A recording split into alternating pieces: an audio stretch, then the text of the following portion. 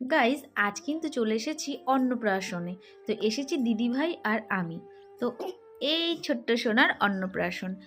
তো আজ আমি ভয়েসটা দিচ্ছি, যদিও ওর অন্নপ্রাশনের ডেটটা ছিল 22শে ডিসেম্বর। তো দিদিভাই তো ছোট্ট পুচকুকে রেখে এসেছে, আর আমিও মেয়েকে বাড়িতে রেখে এসেছি। ওরা যখন আমাদের ইনভাইট করে তখন বলেছিল দুজনকেই নিয়ে যেতে, কিন্তু এত ছোট বাচ্চাদের নিয়ে গিয়ে দুজনে নিয়ে গিয়ে সামলাতে পারবো না, কারণ আমরা একসাথে তাহলে খেতে বসতে পারবো না, আরও লেট হয়ে যাবে। তাই ওদের বাড়িতে রেখে তাই এসেছি।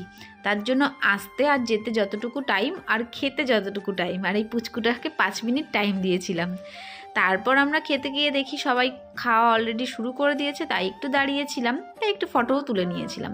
তারপরে দিকে মেনুতে কিন্তু ছিল ভাত, ডাল, মাংস, বেগুনি আর চাটনি, পাঁপড়, এইসব ছিল। তো সেগুলো আর তোমাদের সাথে শেয়ার করতে পারলাম না, কারণ তাড়াতাড়ি ঝটপট খেয়ে বাড়িতে চলে গেছি।